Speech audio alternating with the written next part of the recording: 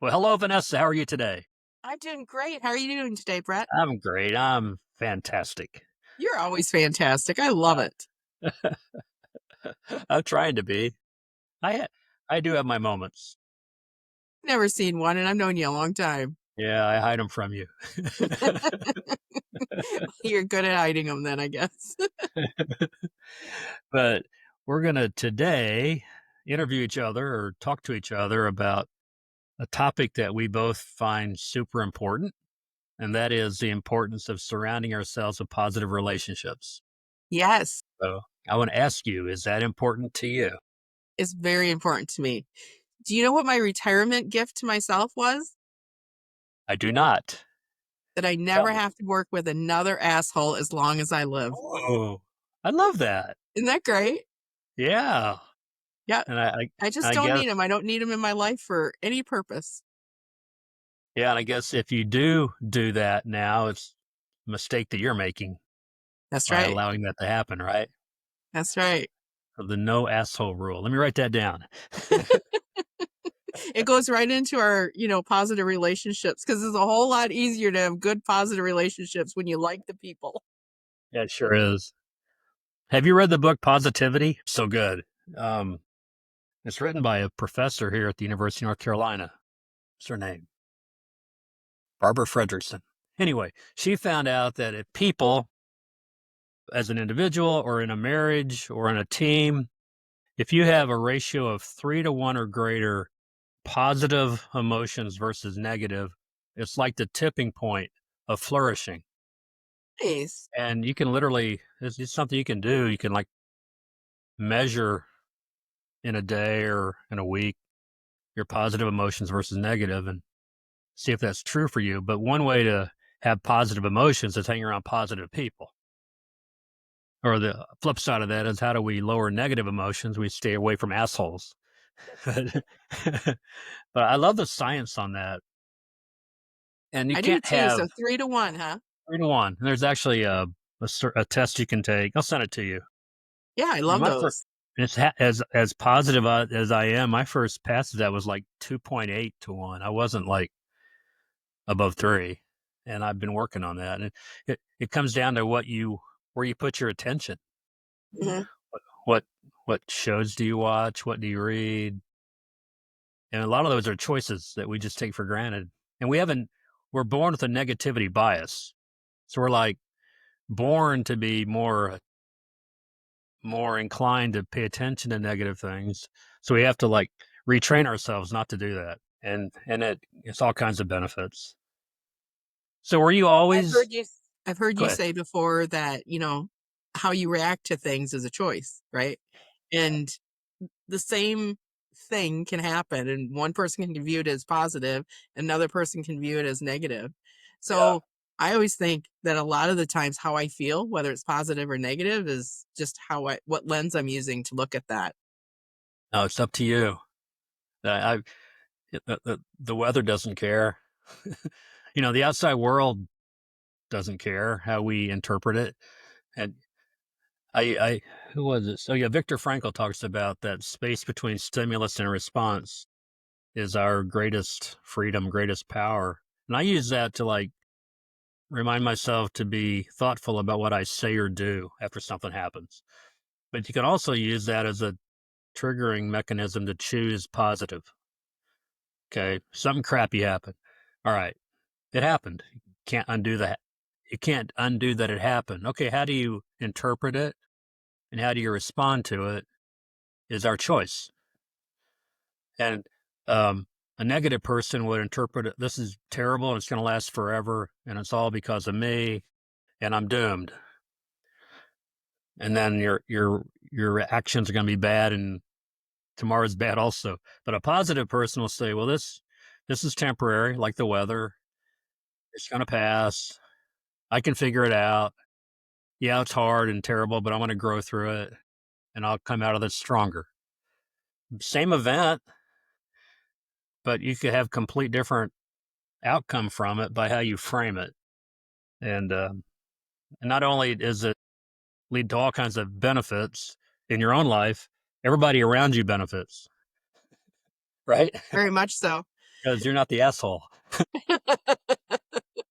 I try not to be. And then when you're a positive person, sustainably a positive person, that attracts other people and opportunities, and it all compounds little by little. Your world gets better. You I choose a agree. positive path. Well, it's But funny, tell a me, lot of times people I, think that because I'm so positive, I let people walk all over me, and that is not the case. You can be very n- not aggressive but assertive, right? You can be very yeah, assertive and be yeah, pleasant at the same time and just yes, say, that's just not my jam. I'm just not going to do it. I love you, but yeah. no. Oh, I love that. Yeah, that sounds a little bit like the four agreements. With just be impeccable with your word is agreement number one. You can have the biggest disagreement with another person, and be impeccable with your words. You don't have to lower yourself to crappy behavior to hold your own.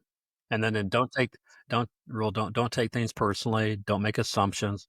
Do your best. All that is, I think, great advice, and it's all because you love yourself enough to give that out because it comes back. In my I second love reading of that. that book, I realized these are great strategies for dealing in the world, but they're all because you're fertilizing other people to be that way back to you. Yeah.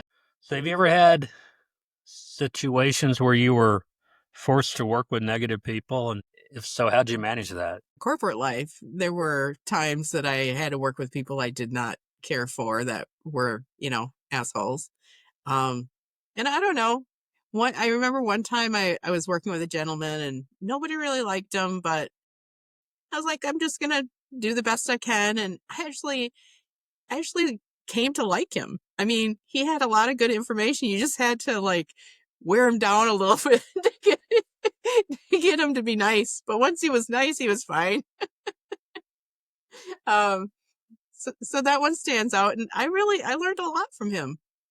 Things that I'm sure he never took the time to explain to anybody else because they wouldn't stand around to listen to him. That's awesome. You probably changed his life forever.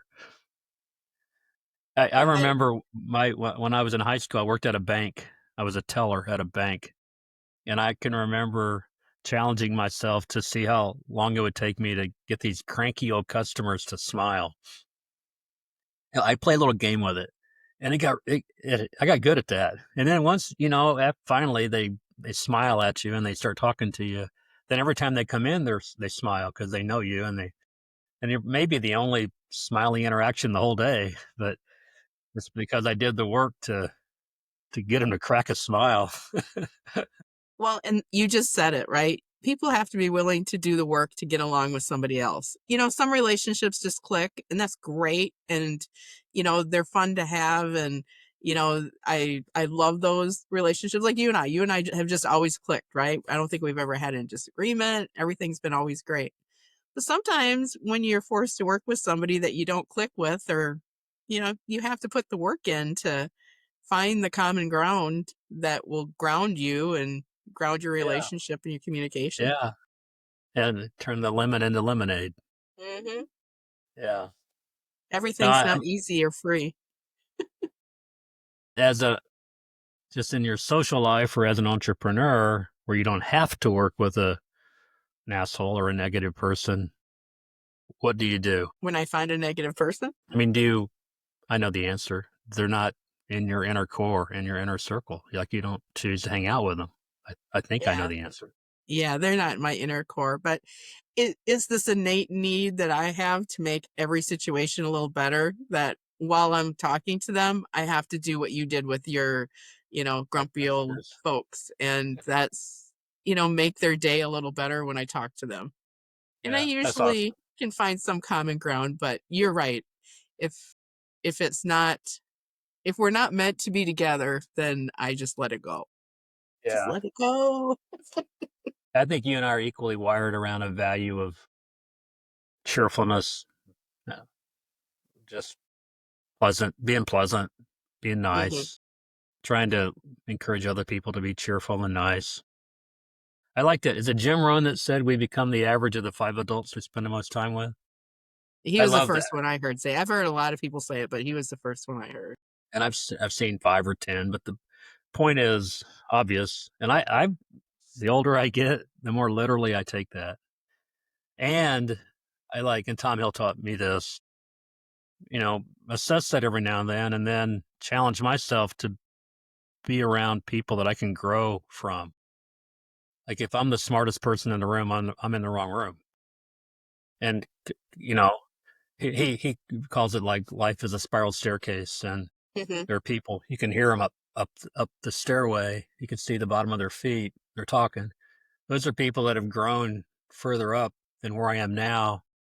It's on me to go meet those people and ask for help or whatever. Hang around them and be nice to everybody, but concentrate my core time and energy with positive, uplifting people that I can learn from, grow through being part of. Yeah. I read I like that. somewhere that we should carve our time into thirds and spend a third of our time with people who we can mentor and give back, a third of the time with our peers so we can, kind of Fun. race together and, grow in things together. And then a third of our time with folks who will stretch us, and climb to that next spiral I in the love time. that. No, that's In the really good. but I love I that. don't remember where I read that, but I did read it Well, somewhere. why don't you claim it as yours? Well, it'd be lying, but No, man, no, but that's so good because what I just said sounds like only selfishly pursuing growth, and absolutely is a place for fun with your peers, and there's a place to mentor others and to give back and to be well, helpful. and I know you're really good at that. You're good Yeah, at and I that like with doing your that. Best Life Summit. You're good with that. Just in day to day, you're always willing to share information. So I know in your heart you do that every day. I do. You I do. do, but I don't choose to be. I don't let whether it's family members or neighbors or college roommates, toxic, negative people don't aren't allowed a free pass to be part of my life more than the minimum. Yes. Because and a lot of people they think it's rude to quietly move away from a toxic negative person. I you don't have to do it in a way that's rude. Be be polite, be quiet about it. But you don't have to go every weekend to that neighbor's or every Thursday night play poker with the same people. You don't have to do that just because you've been doing it for 30 years. But and I'm, as you know, very aware that life is short. Every day we throw away with the wrong activities with the wrong people, we'll never get that back. Yeah. 100%. So, do you have any advice on how someone can build abundant, positive relationships with others? Start with yourself. If you're not a positive person, you can't expect the other people around you to be positive. So that'd be Yeah, my golden nugget. that's good. Kind of like a magnet that, Kind of, yeah. You attract what you are, right? So yeah, if you're a positive person, you're going to attract more positivity. If you're, you know, a sad sack and, you look all grumpy all the time, you're probably going to attract more grumpy. yeah, yeah. No, I think How you about already you? said this.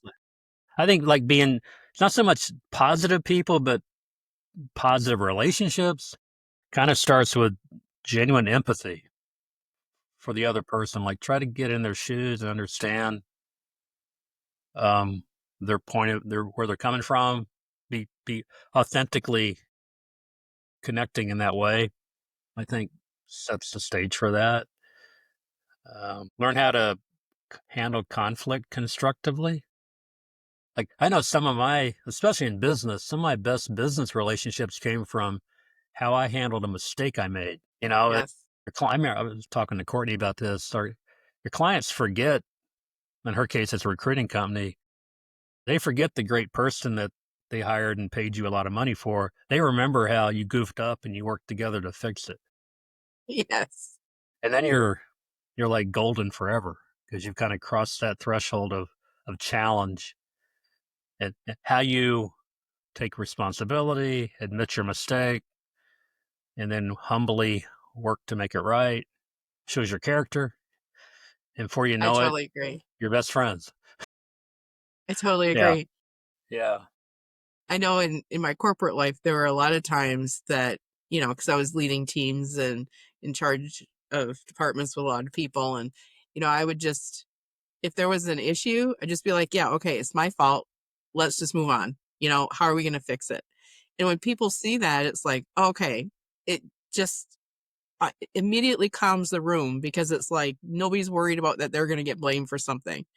And then everybody kind of rolls their sleeve up and, you know, good effort of collaboration and figuring out what to do next. So you have to get to that collaboration point and get out of the blame area. Yeah. No, that's so good. And being the one that takes responsibility, admits your mistake, own it, and then move on to, okay, how do we fix this? That's great. That is so good. Well, it's my plan to try to get better at this as I get older, and you're a role model for me. Right back at you. All right, we're gonna We wrap up. help Can you we think help each other. we help each other? Yes. Oh, my wife has I have a 17-year-old stepchild, so I have the joy of being part of his developing him for adulthood. And so, if you were giving me advice on what I should say to him about the importance of building positive relationships, can you think of 3 things? 3 things for a 17-year-old. Oh my gosh. Um, don't overreact to the little stuff, right? There's all the little drama that happens, especially at that age, and it's like, does it really matter? Like, just get big shoulders and thick skin and don't worry about it. Okay, Um, great. Don't overreact. yes, I'd say really, plan for your future, but be willing to give because it'll change a million times and that's okay. So, everybody wants to plan their positive, you know, Perfect path. ideal world, a perfect path, yes. And Yeah, in it'll his world, it'll change a billion times. right, right. I mean, it's meant to change, but you need a good path and that's the path you walk down. So, have a good plan, but don't be rigid. All right. And then the third one, I would say something about improving others, make a point to always improve the day or the lives of the people you meet Mm, that's so good. and see how that comes back to you. I love that. Okay. Well, I think we've gone long enough. I'm gonna wrap this up, and I sent you the Zoom link.